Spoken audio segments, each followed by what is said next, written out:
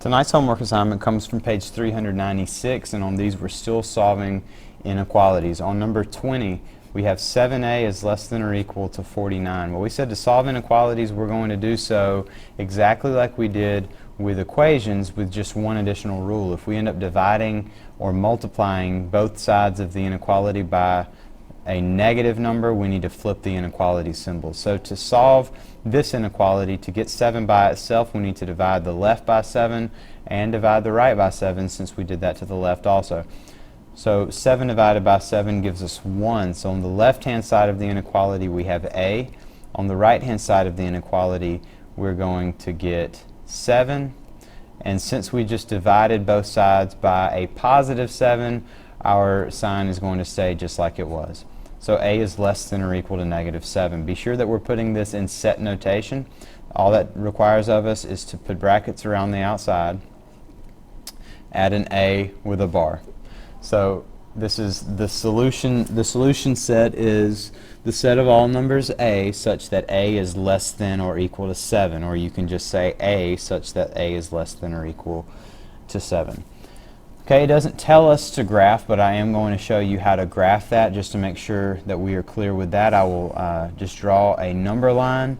We don't have to label our number line 0, 1, 2, 3, 4, 5, 6, 7. I'm just going to label it with a 7. Since it's a is less than or equal to 7, our solution can be 7, so I'm going to have a filled in dot on 7. Again, the way we can remember that is that if we have a line underneath the symbol, then our dot is going to be shaded in. And then we also know that all of the numbers that are less than or equal to 7 are going to be to the left of 7 on the number line. So our graph would look like this. Again, shade in the arrow on the left hand side. That tells us that our numbers go on and on forever in that direction. Okay, it does say in our instructions to check your solution. The way we can check our solution on an inequality is to just choose any number that is part of the set, our solution set, and put it in place of the variable in the original equation. So just to be clear, our solution set is a is less than or equal to 7, but when we're checking, we need to choose some number that's part of that set. Well, this says any number that is either 7 or less than 7, so just pick any number. I'll do, instead of 7 times a, I'll say 7 times 2. 7 times 2, and we want to see if that is in fact less than or equal to 49. Well, 7 times 2 is 14.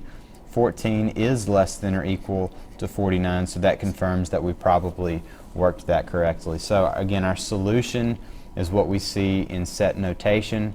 Our graph is here, and this was us checking our answer. So that is number 20. On number 22, we have negative 5w is greater than negative 125. Well, in this case, we are going to end up dividing by a negative number because we have negative 5 times w, so we need to divide the left by negative 5 and divide the right by negative 5. Negative 5 divided by itself gives us 1, so on the left-hand side of the inequality we end up with w. On the right-hand side of the inequality we have positive 25. Since we divided the left and the right by negative 5, then our greater than symbol changes to a less than symbol. Again, we'll put that in set notation, and it will come out looking like this. When we graph that, I'm just going to draw a number line. I'm going to put the number that we see in our solution set of 25. We need some kind of dot on 25. Since we don't have a line underneath the less than symbol, that tells us that 25 is not part of that solution set. So I'm going to just put an open circle or an open dot on 25. We want to shade all of the numbers that are less than 25 because w is less than 25. So we will shade to the left when we do that. Be sure to fill in the arrow on the left-hand side. That tells us that all of the numbers that show up to the left of 25 on a number line are part of the solution set of this inequality. So if we check it again, we just need to pick some number that is less than 25, and it should make the inequality true. Well, in this case, I'm going to pick a number that's just less than 25. Let's use 24.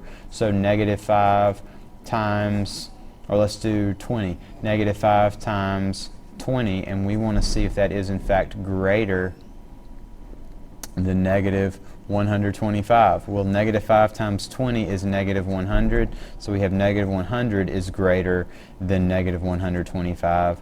Well, this is less negative than this one, so we know that that is a true statement. So we worked that correctly. If we look down at number 26, this one is a little bit more confusing. Well, let's look at 24. We have 4 is less than negative x. We have to know that negative x is the same thing as negative 1x. So if we look to solve that inequality, we need to divide the right by negative 1 and divide the left by negative 1. Negative 1 divided by itself gives us 1, so on the right hand side of the inequality we just have x. On the left hand side we have negative 4. Since we divided both sides, the left and the right, by negative 1, our less than sign changes to greater than. Well, when we write that in set notation, we know we want to put brackets on the outsides. We know that we're going, since our variable is x, we're going to have x and then a bar, and then we want to put the variable in front. So we can change this around. This says negative 4 is greater than x. Well, that's the same thing as x is less than negative 4. Again, all I do is put in the variable in front. Since we're changing the order of this, we have to flip the sign around because this symbol is pointing to the x, so just be sure that's a way to remember when you flip it around that our symbol is still pointing to the x. So this says the solution set of our equation is all of the numbers that are less than negative 4. If I check that, again, since it doesn't say to graph, I'm not going to worry about graphing it on this problem. If I check it, I need to pick a number that is less than negative 4. Well, let's do negative 5. If I do 4 is less than negative x, and I choose to use negative 5 for x, then our inequality is going to look like this. 4 is less than negative 5, and we know the opposite of negative 5 is positive 5, so 4 is less than 5, so that's a true statement. Again, the reason that we rearranged this is not because we divided by a negative. We initially flipped the sign because we divided by a negative, but when we put our answer in set notation, we want for our variable to come in front, so we just rearranged the order, so we had to turn the sign around to face the x.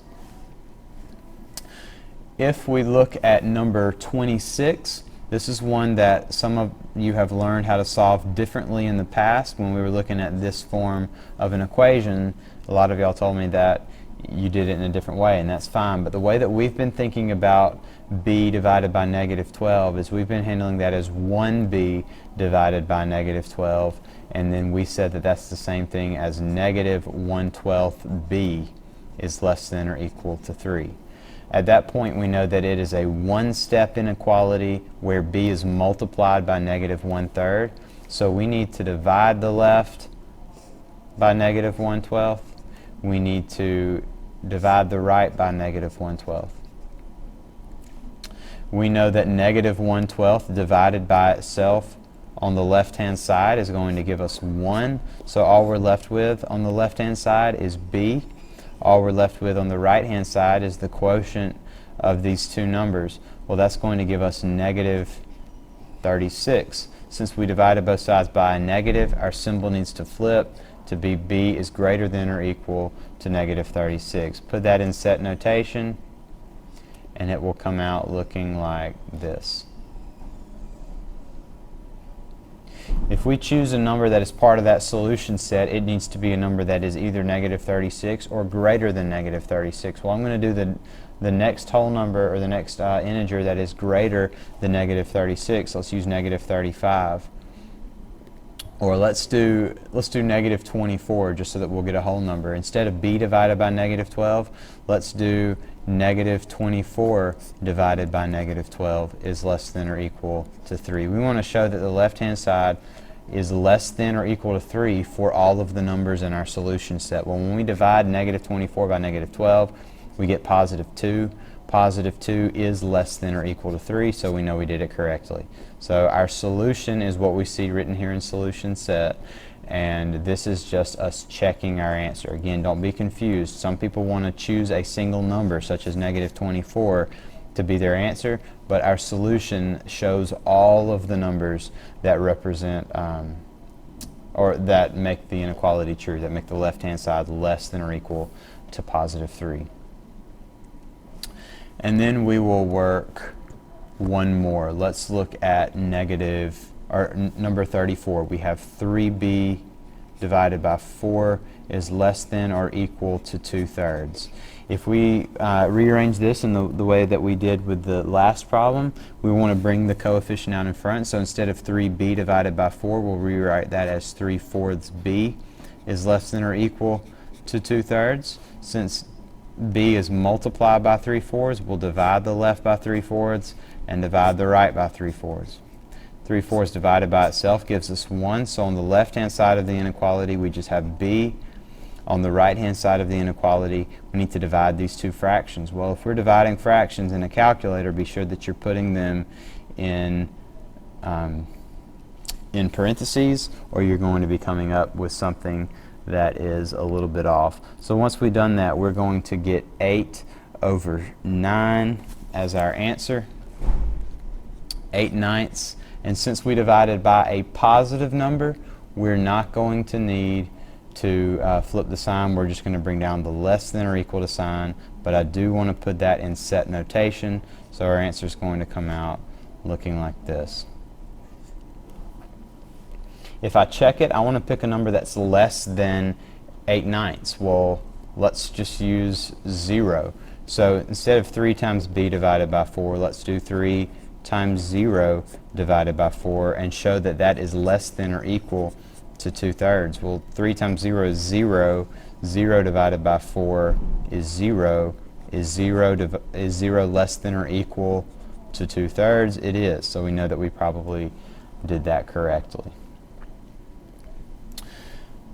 All right, on the next page, let's look at some on that next section down. It says define a variable, write an inequality, and solve each problem, then check your solution. So on these, a lot of us have been struggling with these types because we're not getting our inequalities or equations set up correctly. Be sure that you look at each word and then mark what it means. So for instance, on number 38, we have 4 times a number. Well, 4, we know that times is to multiply a number we can call n, is at most. That means it can be 36. If it's at most 36, that means it can be 36, or it can be less than 36. So if it's at most 36, we know that we are going to represent that as with a less than or equal to sign. So 4 times n is less than or equal to 36, again, because at most means it's 36 or 35 or 34 or something that's less than 36. So when we set that up over here to the right as an inequality, we would have 4n is less than or equal to 36. If we wanted to solve that, we're going to divide both sides of our inequality by 4. 4 divided by itself gives us 1. So on the left-hand side we have n. On the right-hand side, when we divide those two numbers, we get 9. So n has to be less than or equal to 9 to make that inequality true. It does say check it in our problem, so I'm just going to pick a number to put in place of n. So instead of 4 times n, let's do, since it has to be less than or equal to 9, let's do 8. 4 times 8, and we want to show that that is less than or equal to 36. Well, 4 times 8 is 32.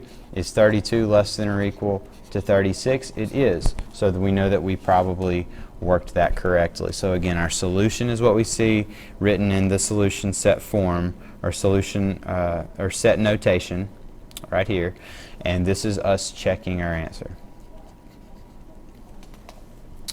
All right, if we look at the next page, we were dealing with just more of the same problems that we were looking at on that last one. Let's look at 40. Let's look at these 44 and 45. Number 44, it says determine the value of x so that the area of the rectangle at the right is at least, these are keywords, at least 918 square feet. So we know we're dealing with the area of a rectangle, and the measurements are 36 feet and 3x feet. Well, we know that when we're dealing with the area of a rectangle, area is going to be length times width, or for this sake, I want to flip that around and write it as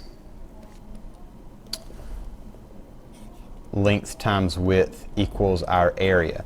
It says that, though we're not wanting to have just equal to 918 feet, it says at least 918 feet. So we know that we want for our length times our width to be greater than or equal to 918. Well, our length and our width are given to us in our problem, 3x and 36. So we know that 36 times 3x needs to be less than or greater than or equal to 918. If we simplify that, we can do so by multiplying these two numbers on the left-hand side of the equation. 36 times 3. If we multiply 36 times 3, we're going to get 108. So 108x is greater than or equal to 918. And then if we divide those two numbers, we would come up with the value of x.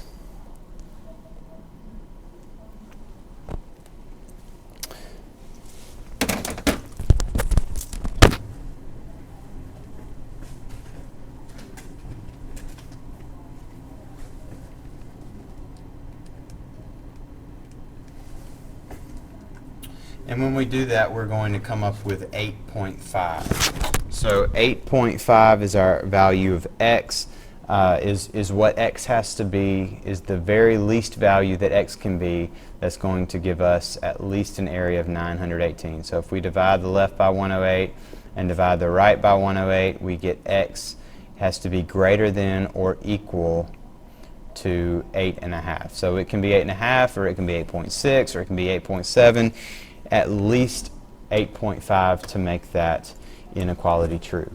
And then if we look at number 45, it says determine the value of y so that the perimeter of the triangle at the right is less than 100 meters. So we know we want for it to be less than 100. Well, we know that for these problems, anytime we're finding the area or the perimeter of a shape, we can just add up all of the sides. In this case, we want for 3y and 5y and 6y, when we add all of those together, to be less than 100. So we're just going to write an inequality that says 3y plus 5y plus 6y is less than 100. Well, if we simplify the left-hand side of that inequality, we get 3 plus 5 is 8, 8 plus 6 is 14. So 14y has to be less than 100. So if we continue to solve that, I'll divide the left by 14, and we'll divide the right by 14. And when we do that, we get y is less than 100 divided by 14, which when we divide those, we get 7.1, approximately 7.1 meters.